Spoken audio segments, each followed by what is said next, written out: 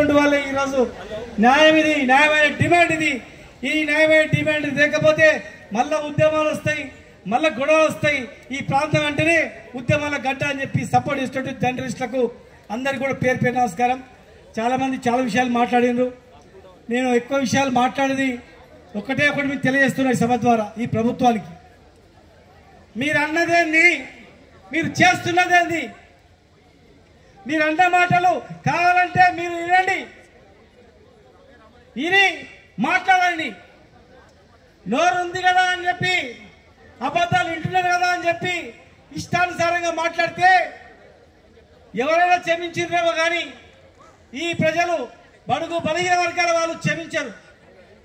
దయచేసి కామారెడ్డి డిక్లరేషన్ ఎవరితో చెప్పించిండ్రు?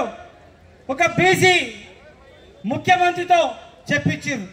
అంటే మీరు పోయి ఆయన అడకపోరని చెప్పినట్లనా? ఇలా ఆ రోజు మాట్లాడింది అమలు కాకపోతే, లేకపోతే మీరు ఈరోజు మోసం చేసినాం, ఏం చేస్తారు? మళ్ళీ మోసం చేస్తారు కామ్ ఉంటారా? ఏ ఉద్దేశం? కామారెడ్డి డిక్లరేషన్లో మీ అంతకు మీరే 42% చట్టబద్ధత కల్పించి 6 నెలల్లో రిజర్వేషన్ ఇస్తామన్నారు. 6 నెలలు కాలేదా? మాట్లాడింది మీరు మాట్లాడించిన మాటలు, సిద్ధరామయ్య గారు మాట్లాడిన మాటలు మీవి కావా? చెప్పండి. లేదంటే మేమే వేలాది మంది కర్ణాటకకు పోయి సిద్ధరామయ్య గారి దగ్గర కూర్చుంటాం. దాని వస్తావా సస్తావా ఏం సంగతి తెలుసుకుందాం అని కర్ణాటక పోతాం. ఆయన అడుగుతాం 42% ఇస్తా అని చెప్పి ఇలా మీరు మాట్లాడుతున్నది ఏమిటి? ఇలా అసెంబ్లీ తీర్మానం ఎందుకు చేసిండ్రు? చట్టాన్ని ఎందుకు తయారు చేసిండ్రు? ఈ చట్టాన్ని ప్రెసిడెంట్ ఆఫ్ ఇండియాకి ఎందుకు పంపించిండ్రు?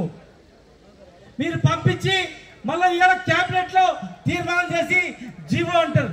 ఎవరు చెప్పిండ్రు మీకు జీవో? ఎవరు చెప్పిండ్రు? తెలంగాణ ప్రజలు చెప్పిండ్రా? బీసీ ప్రజలు చెప్పిండ్రా? జీవో ఎవరు ఏమన్నాడు? జీవో ఇచ్చి ఆర్డర్ చేస్తే మేం కేసీఆర్ గారి నాయకత్వంలో కూడా జీవో ఇచ్చిండు. జీవో ఏంది? 33% బీసీలకు ఎమ్మెల్యేలుగా ఎంపీలుగా ఇవ్వాలని తీర్మానం చేసిండు. జీవో తెచ్చిండు 34% ఇస్తామని. మరి ఎవరు పోయింది కోర్టుకో? ఇక రాజకీయంగా మాట్లాడినట్లయితే ఒక్కసారి ఆలోచన చేయండి. ఎంపీ రవిచంద్ర గారు దయచేసి రావాలి. ఎవరు పోయింది కోర్టుకో? స్వప్నారెడ్డి గారు అని పోయిండ్రు. ఎవరు పంపించిండ్రు? చెప్పండి. ఆమె తప్పు కావచ్చు పాపం. ఎవరు పెట్టి కేసు వేయించిండ్రు? హైకోర్టులో కేసు వేయించిండ్రు, కొట్టేసిండ్రు. సుప్రీంకోర్టు పోయిండ్రు. టీఆర్ఎస్ ప్రభుత్వం సుప్రీంకోర్టు పోతే సుప్రీంకోర్టులో కూడా కొట్టేసిండ్రు. మరి తప్పని పరిస్థితుల్లో 50% రిజర్వేషన్ లోపడి 22%తో స్థానిక సంస్థల ఎలక్షన్ ఇచ్చినాం.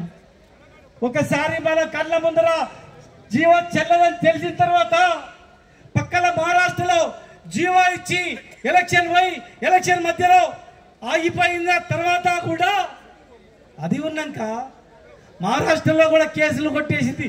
అది ఉన్నాక బీహార్ పాట్నాలో కర్స్ కట్టేస్తే జీవోలను కొట్టేస్తే అది ఉన్నాక ఇవాళ మేమేమన్నా అంగోటి కాలమా?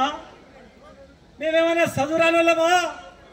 వెంకటి రోజుల్లో బస్సు లేకుండా స్కూల్ లేకుండా బడి లేకుండా పేపర్ లేకుండా మమ్మల్ని అందరినీ కూడా అవలగాల మాదిరి చేసి కులాలందరూ కూడా మీరందరికి ఇదే పని చేసుకొని బతకాలంటే చేస్తే ఇలా మహాత్మా జ్యోతిబా ఫులే పుణ్యాన చదువుకొని గొప్ప వాళ్ళైంది. ఇలా మీరు జీవోలు చెల్లవని చెప్పి ఎవరు చెప్పారు? మీరు ఇవ్వమని జీవో